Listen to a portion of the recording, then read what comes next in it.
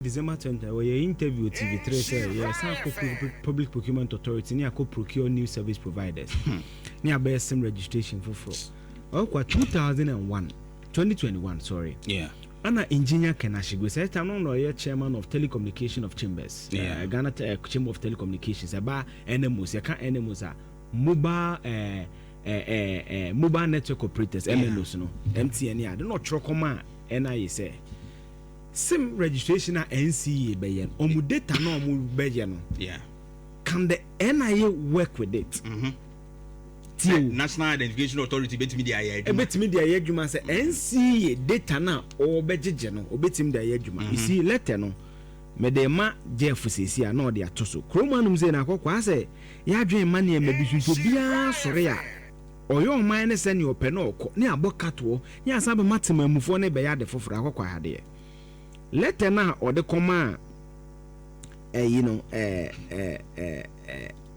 no. This is basically what NIA said. NIA reply letter no on the 13th of September. Concluding statement or kind was one. The design and development of the process by which the NCA, acting by itself through a third party, will collect and store biometric data of SIM card holders is exclusive to NIA. Is exclusive to NCA. NIA does not have any input in the development of the said Android registration application. It was say NCA na bejiji data no through the NMOs, the mobile network operators, MTN, Vodafone, and no NIA no. Yeah. Ultimately confirm say system no mo dey adwuma no krabedwuma because we develop a system no ya mona mane.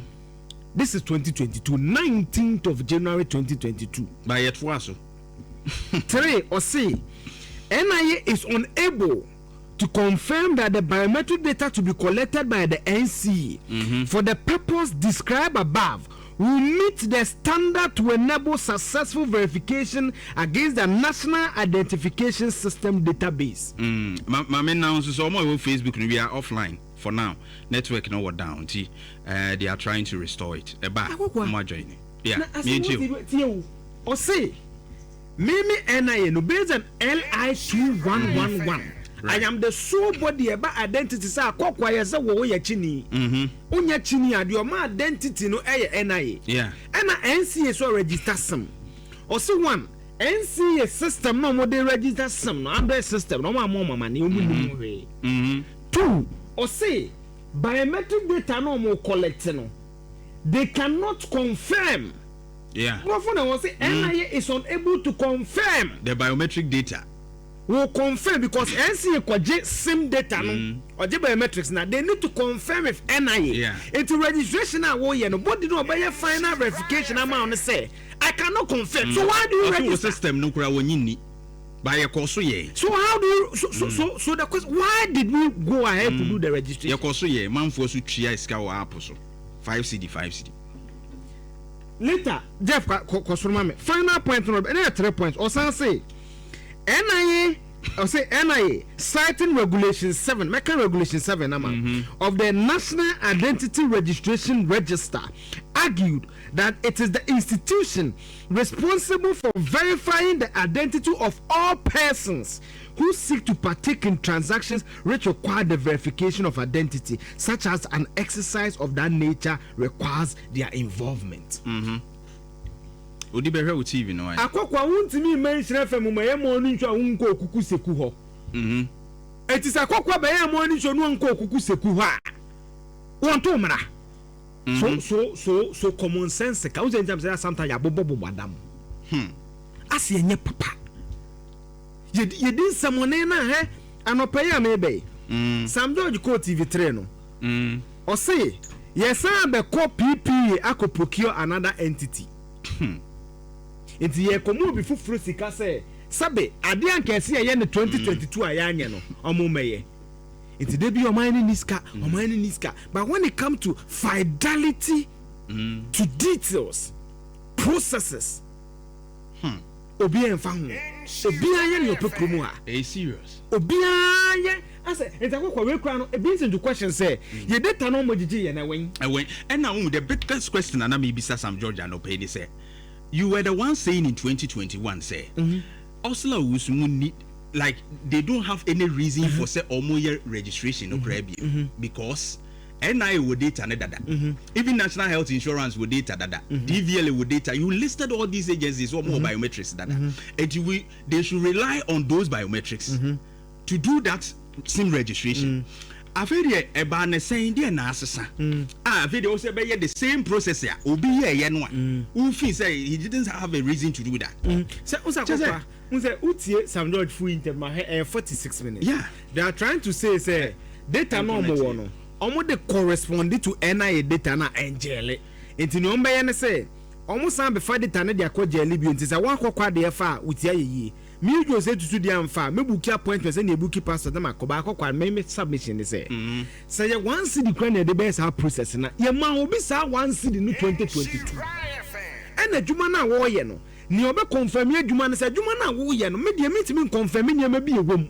The question is that who is answering questions for that? Yeah, but Utie Sam George in a statement we now or say it is just simple by cutting those people off.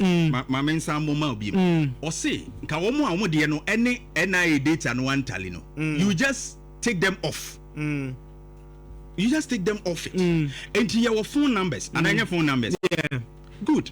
And the phone numbers now you call your registration. It be the fake identities na and they use names. They use some data, which you know say NIA with data ni data.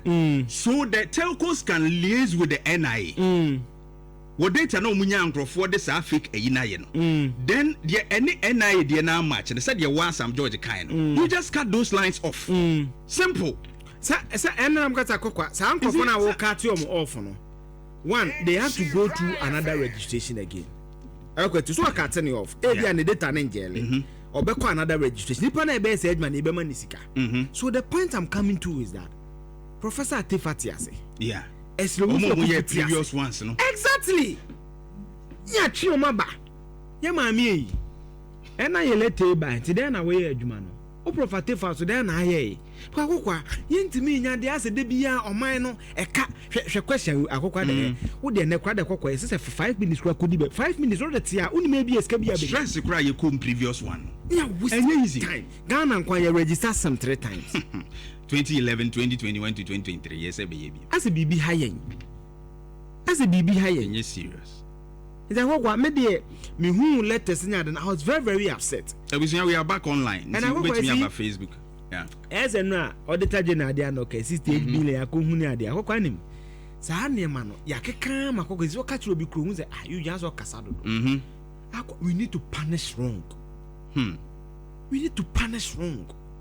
Ya kwotwe nkrofo ba na e buso mo nsam omuntimi man sesa. Eugene. It will deter another person. Say me, you be say. Akwa oman nyina sem registration on your bio data, information. Obi bia what ya akwa sem ya register na what ya no bia flow. Eugene, ona send this kind of send the fan line way so. I mean, how? Because line no or the man no bia nya ni. Esla wo se kan bro for kese kroma san ya register sim still. You do pia man for kroma. Di me se sa 5 me for na akwa obi ya mobile money na do pin. Nyame amwa na bo shempe ya chu sika. Sa 55 CD no ye den sa kan. That's my question. Omo ye wo app so. Exactly. How will you refund it? Na making. Nessa akoko is na crafty. Obi develop bibia na aba na obe kwan ya nko ba bia because omnim nyomo ye. Enti cabinet ya approve. The cabinet must also interrogate. What happened in 2021, 2022, 2023? What happened? What happened? I see you. Why you try man for sim from Akai? I'm the dead. You try man for sim. You try man for sim based on a fraudulent registration. As some judges are alleging. What happens to those people? People must answer questions. Answer they are not so man. I fire for full. Obia ba okay. You know pa no ko. Oh, too bad. We are back on Facebook. Until you bet me, I join in now. Odi. Get them ready, but Zuba,